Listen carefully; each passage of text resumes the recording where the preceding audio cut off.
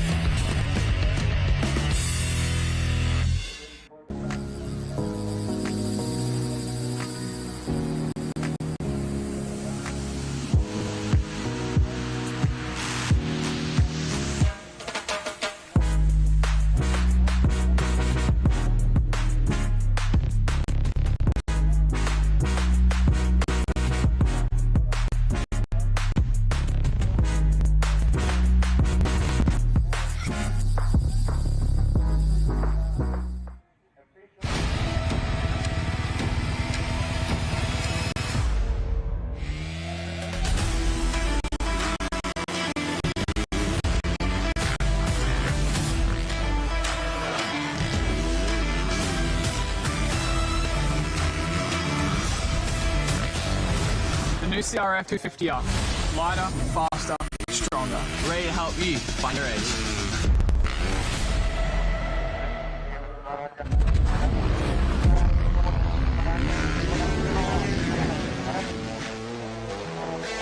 Welcome back to Mackay, Penrite ProMX Championships, round number 2, of course, presented by AMX Superstores. We have got one more race to go, Danny Ham, and it is the Maxxis MX3 non-qualifiers. We saw Angus Pearce come out with a sensational win at the start of the day.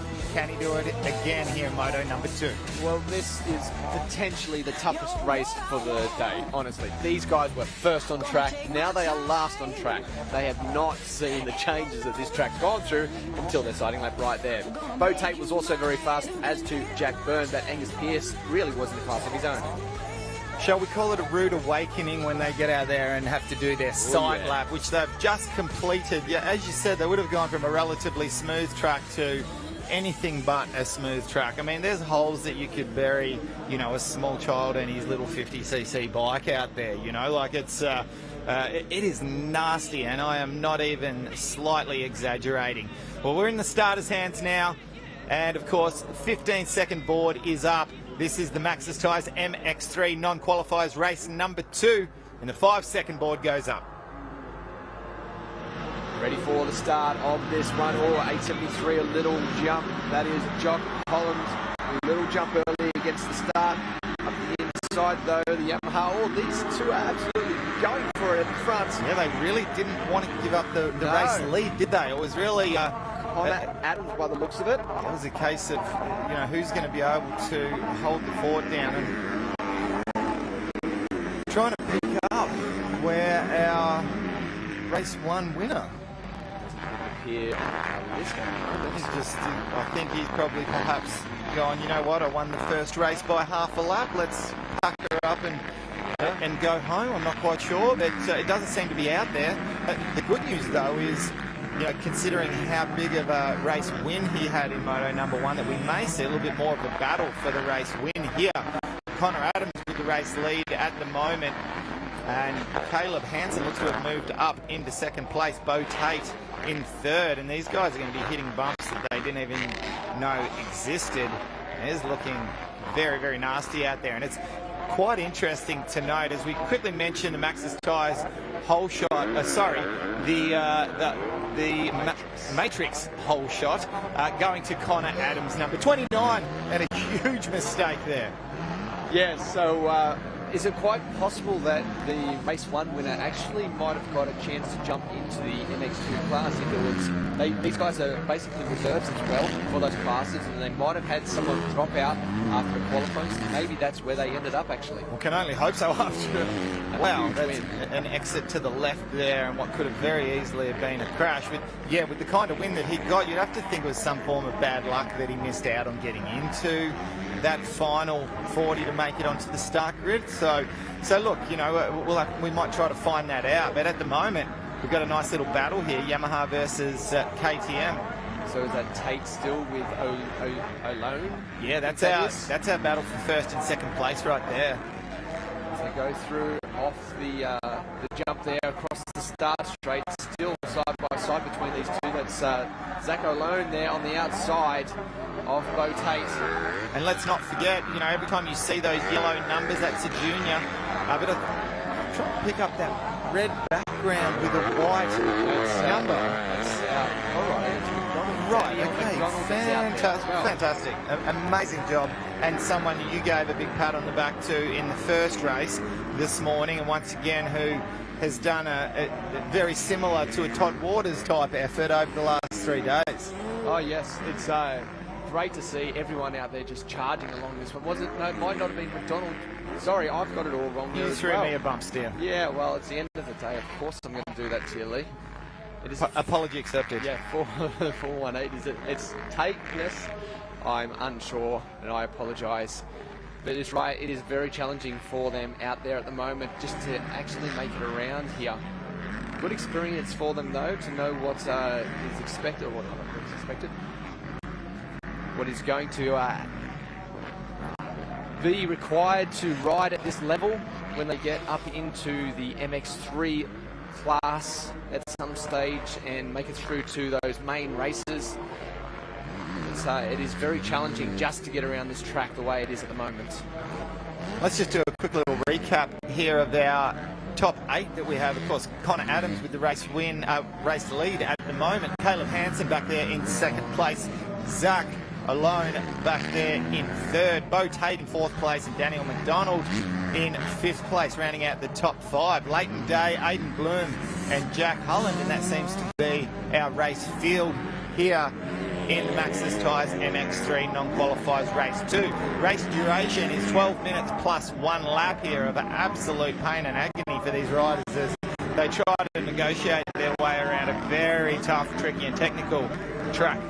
That is the 261 there, I think, of McDonald as they work their way through the loops and still charging through there. They become very deep if you don't get the time.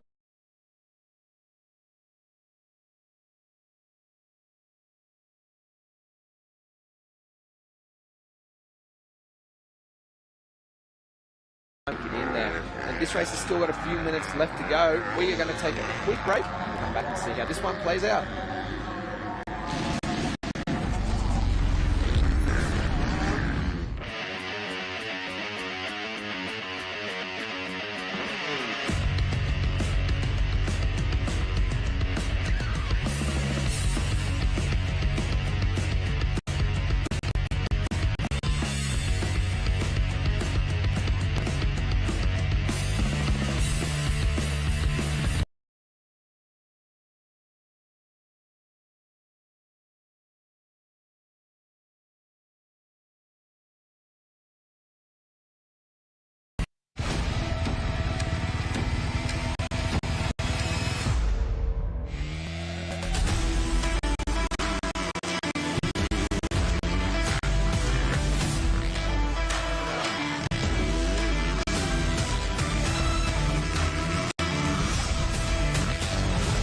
New CRF 250R. Lighter, faster, stronger.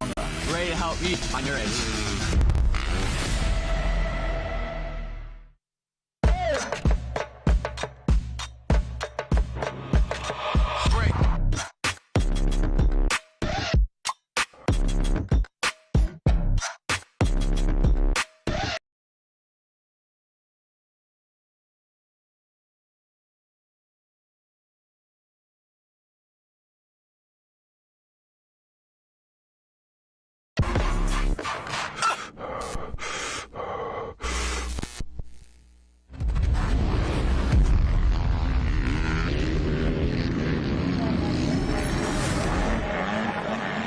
Welcome back to Mackay, and of course we are halfway through the final moto of our non-qualifiers for the Maxxis MX3, and our race leader, Connor Adams, is ahead of our second place rider, Caleb Hansen.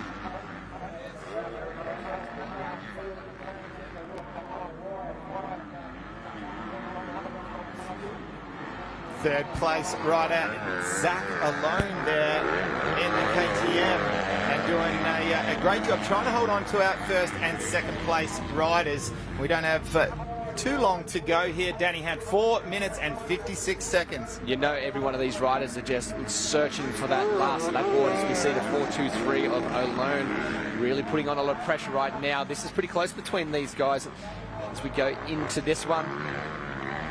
Into the right-hander there.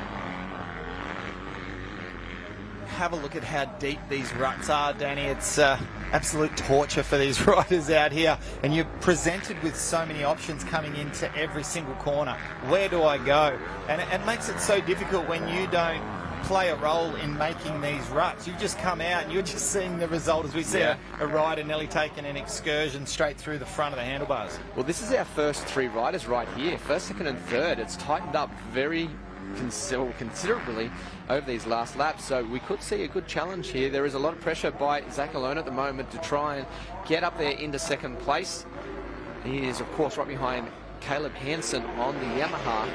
They are up towards this, and there is the leader just in front of them. So this is picking up quite good. We should see a little battle here before the end. It's good to see, and these guys are obviously started to ease their way into getting to know the track and what line they want to take, and a battle starting to erupt between first, second and third, and that's what we like to see. I dare say we're going to see some mistakes. Two different lines there that come together. Need to be very careful that you don't tag handlebars. At the moment, Connor Adams still controls this one, but I'm liking the look of Zach Alone at the moment, the way he's moving around on the track, searching for new lines up to the inside here. And it gets very tight between these two, especially down in this bottom part of the track. Looks to the outside here, good run through, but the Yamaha maintains that second place, only just though.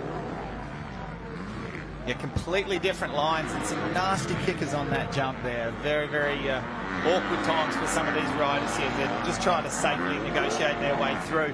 3 minutes on the clock to go here. Seeing around about 3 laps.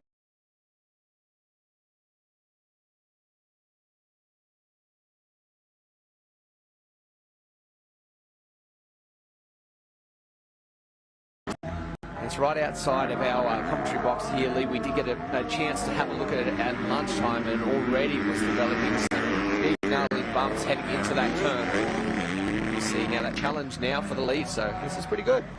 Yeah, well, I didn't anticipate the braking bumps into this particular corner right here. I thought turn 2, going down into the left-hander, was clearly going to be the one that would develop the most of the biggest bumps.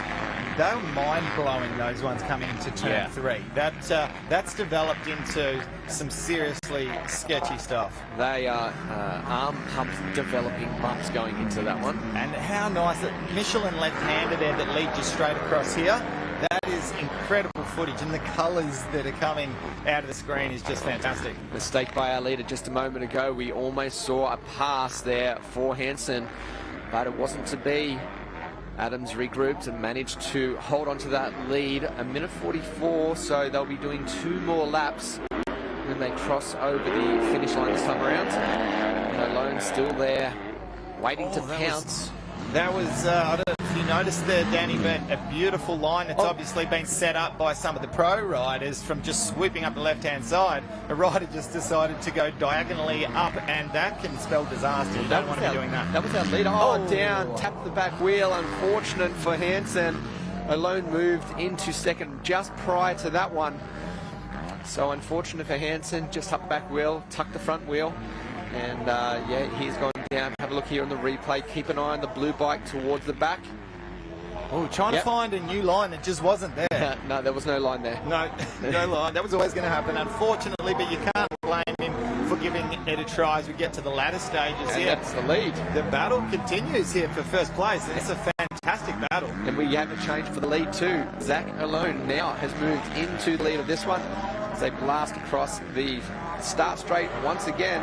As the rain starts to come back down and move into this left-hander before they cross past the mechanics area. Once again, they will receive the last lap ball the next time by.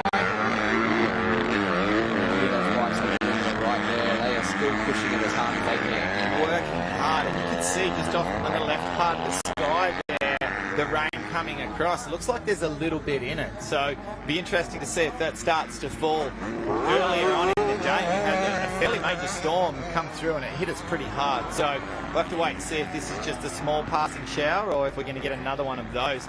Completely different lines here, very similar to what we saw with Aaron Tanti versus Kyle Webster, inside versus outside on that turn right there. And I think it's a little risky, that inside one. Inside one resembles a bit more of a rut, where the outside a bit more of a safer berm. You know, handle a bit more of a mistake, I would feel. Have a think about the tracks that we attend, Lee, and the amount of rain that we've had here today. How many of them would be able to actually soak that up and still look this good? You know, there's not too many of them out there. No, generally there's probably one East Coast track I could think of being Rosebud down in Victoria, and then certainly a number of tracks over in Western Australia, but not many nationally that you would think of that could handle this kind of rain and that would still look in the same condition that we're seeing at the moment. That could have been Tate just moments ago on screen. As we see our race leader again, Zach Alone, on the 423. That was nice around there. He's really starting to find his form at the moment. Starting to look comfortable in the ruts, tipping it in, a little bit of a look over the left shoulder, and a quick pull of the roll-off film just to clear his vision. He will be coming up to see that last lap board this time, and I know he'd be feeling pretty happy after getting beat around on this track. There it is, last lap, so only one more time around here.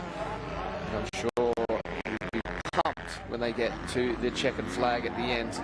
Ooh, fell into that big hole right there at the end. We call a G out, and he would have felt that in his ancestors, that's for sure. Along the Pirelli straight, and he'll go across the start line one more time, and let's make that the final time. About to tip it into this very nice corner. Has developed a couple of lines here, but that one nice line that will set you up before you make the right-hander and make your way up and over the rise towards turn number 2. We've seen quite a few passes in this part of the track throughout the day. Of course, Max's Tyres, proud sponsors of the MX3 class. As he moves through this left-hander alone, a 9.2 second lead over Hansen now. And McDonald there in third place. So Danielle McDonald.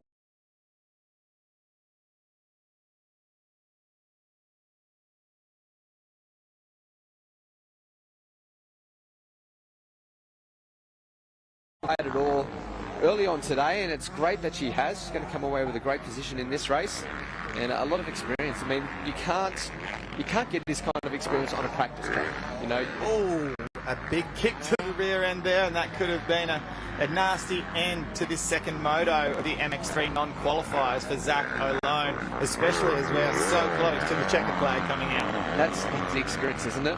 Getting those kicks as well. It's part of the journey. Absolutely. Down the bottom part of this very fast left-hander.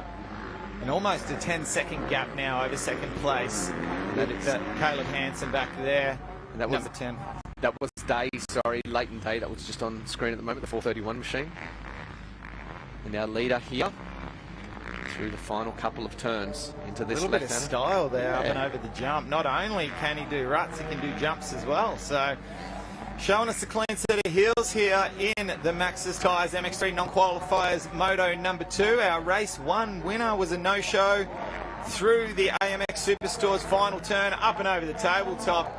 And very, very nice effort here for Zach Alone, taking the win in fantastic fashion. There is our second place rider. That should be Hansen coming across on the number 10 machine. Another good ride as well, the Yamaha rider. And Danielle McDonald right there will come across in third place. Congratulations. Great job in third place there for Danielle. She must be extremely proud of herself doing double duties, off-road and motocross over the weekend here, and not very often that you will have both elements of the sport in the same place, the same city at the same time. So fantastic job to Danielle. Well, great job there to Zach Alone getting the win here in the Maxxis MX3 non-qualifiers. Time for a quick little break. Don't go anywhere. We'll be right back.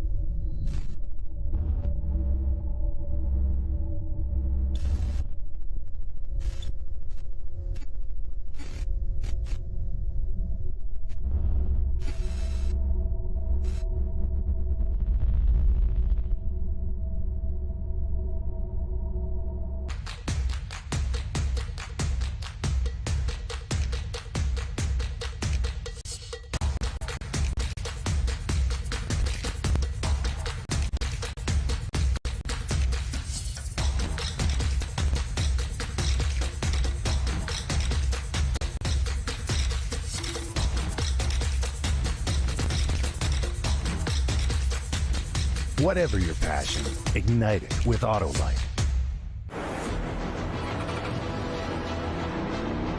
Carving through twisties. Nailing the perfect landing. Leaning into every corner. Losing yourself on the open road. There's no feeling like it. The howl of the wind in your ears. Feeling every vibration. Every inch of the tarmac. Just right.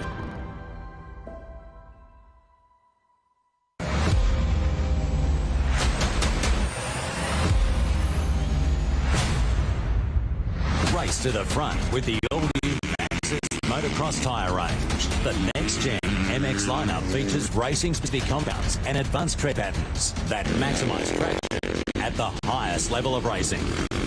Leading product innovations extend across the entire MX range, offering a premium performance option for all types of terrain and conditions. Put the all-new Maxxis MX range to the test.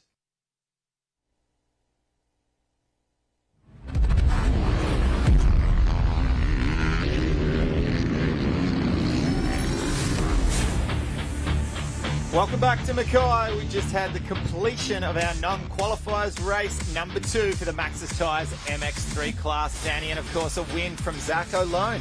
Caleb Hansen also with a nice ride. Daniel McDonald back there in third. Bo Tate, Jock Holland, Leighton Day, Aidan Bloom and Connor Adams rounds out our 8 riders that managed to get their way out there. Of course, with 2 rounds of the Penrite ProMX Championships in the books already, we head next to the Albury-Wodonga Motocross Club for round 3 of the series, just a stone's throw south of the New South Wales-Victorian border. We can expect cooler conditions and a track that will certainly test the riders with plenty of hard-packed, deep ruts, Danny. It's going to be exciting to get down to Wodonga once again. Very tight, close racing. Looking forward to it. And make sure you don't miss round 3 of the Australian Superbike Series as it heads to Wakefield Park Raceway near Goulburn, New South Wales, scheduled for April 22nd to 24th after an incredibly successful rounds 1 and 2. And of course the AORC heads next to Kyogle in New South Wales for rounds 5 and 6 of the series after an incredible doubleheader this weekend in Mackay. And Danny, you were a very integral part of that. I've done a fair bit this weekend. Just need to pick up game this one. Well, thanks so much for joining us here at Mackay for round 2 of the Penrite ProMX Championships, brought to you by AMX Superstores. On behalf of myself, Lee Hogan, Danny Ham and Cam Williams, thanks for joining us. We'll see you next at Albury-Wodonga for round 3 of the championships, May the 1st.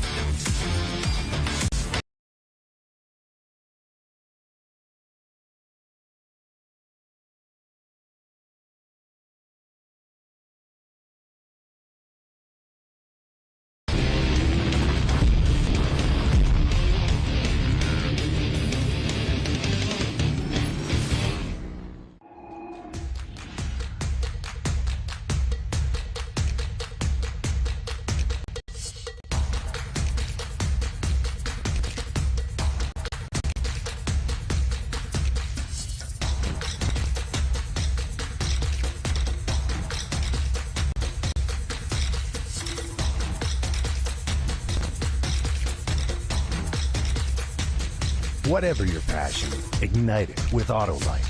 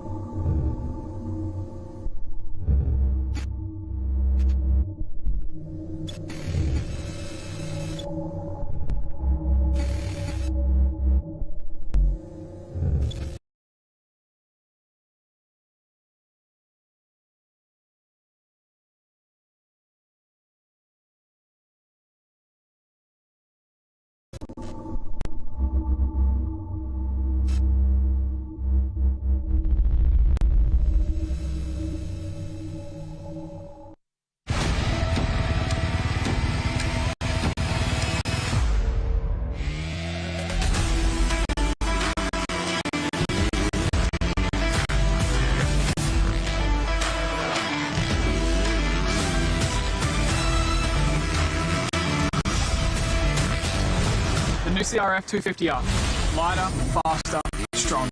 Ready to help you find your edge.